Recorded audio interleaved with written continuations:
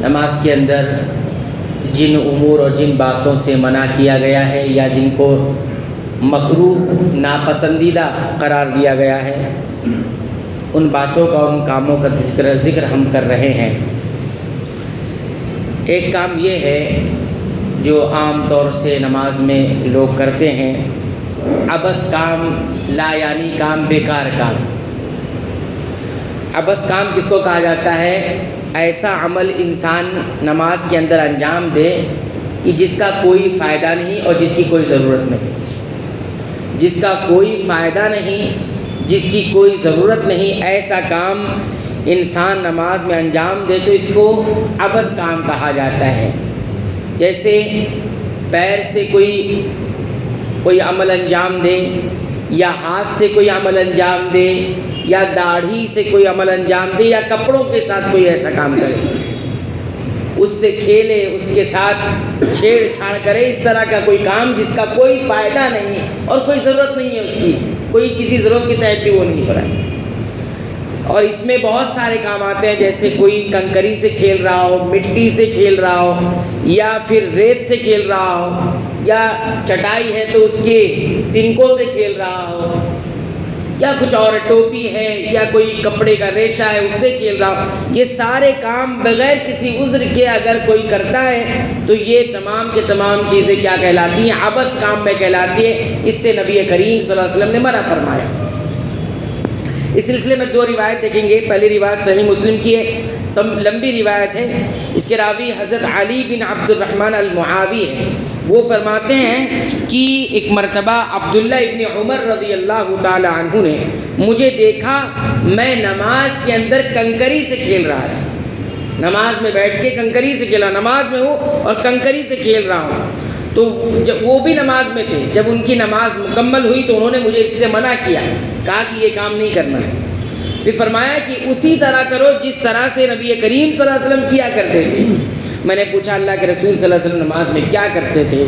فرمایا وہ کان اذا جلس، جب آپ صلی اللہ علیہ وسلم نماز میں بیٹھتے، جلسے میں جب بیٹھتے، وضع کفہ الیمنی، اپنے دائیں ہتھیلی کو اپنے دائیں ران پہ رکھتے تھے، اپنے دائیں ہتھیلی کو دائیں ران پہ رکھتے تھے، وقبض اصابعہ، اور ساری انگلیوں کو آپ ایسے ملا لیتے تھے، اور وہ اشار باصبعہ التی تلی الابہام، تو ابہام کے پاس جو انگلی ہوتی ہے اس سے اشارہ کیا کرتے تھے، یعنی یہ انگلی کو ایسے کر لیا اور اس سے اشارہ کر رہے ہیں۔ پھر کہتے ہیں وہ وضع کفہ الیسری، اور بائیں ہتھیلی کو اپنے بائیں ران پہ رکھ دیتے تھے۔ اس طرح سے کوئی کنکری سے کھیلا نہیں کرتے تھے آپ صلی اللہ علیہ وسلم جو تم کھیل رہے ہو، منع کر دیا۔ اس کے بعد دوسری روایت دیکھیے، اس میں نبی کریم صلی اللہ علیہ وسلم کے عمل کو بھی بتایا گیا ہے کہ یہ صحیح بخاری کی روایت ہے، اور صحابی جو ہے معیقیب ابن ابی فاطمہ ہے، صحابی ہے، وہ فرماتے ہیں کہ نبی کریم صلی اللہ علیہ وسلم نے اس شخص کے بارے میں فرمایا جو نماز کے اندر کیا کر رہا تھا، جب بھی سجدے کرتا وہ کنکری ٹھیک کرنے لگتا، مٹی جو ہے وہ ٹھیک کرنے لگتا، اس کو برابر کرنے لگتا۔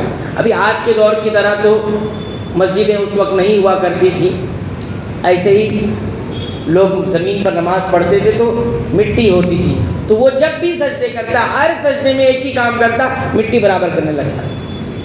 تو آپ صلی اللہ علیہ وسلم نے اس سے کہا ان کنت فاعلا فواحدۃ، اگر تمہیں کرنا ہی ہے تو نماز سے پہلے ایک مرتبہ کر لو، کافی ہے، لیکن یہ بار بار نماز میں یہ عمل کرنا یہ عبث میں کہلائے گا، بیکار اور لا یعنی کام ہے، اس کا فائدہ نہیں ہے۔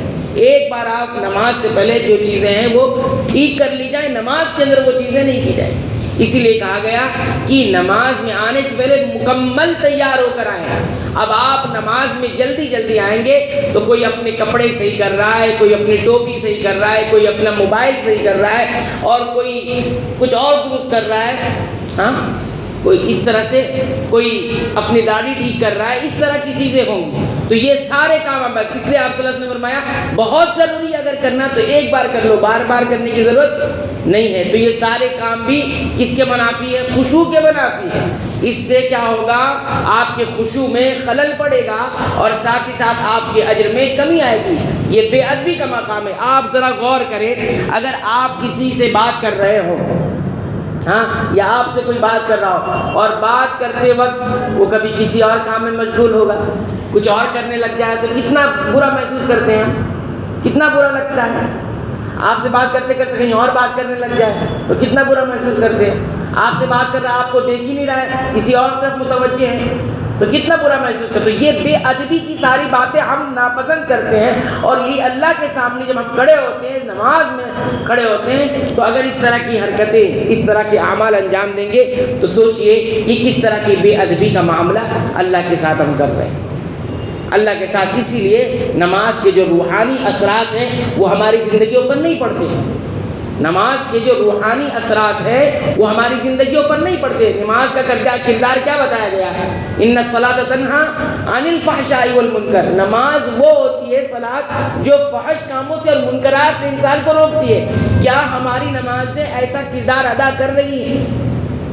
اگر واقعی میں ہماری نماز کی کردار ادا کرے تب تو ہم نماز ادا کر رہے ہیں، اور اگر یہ کردار نہیں، ہم نماز بھی پڑھتے ہوں، جھوٹ بھی بولتے ہوں، بے ایمانی بھی کرتے ہو، سودی کاروبار بھی ہو، اور غلط لین دین بھی ہو، دوسروں کا حق بھی مار رہے ہیں، تو کیا ہم نماز ادا کر رہے ہیں؟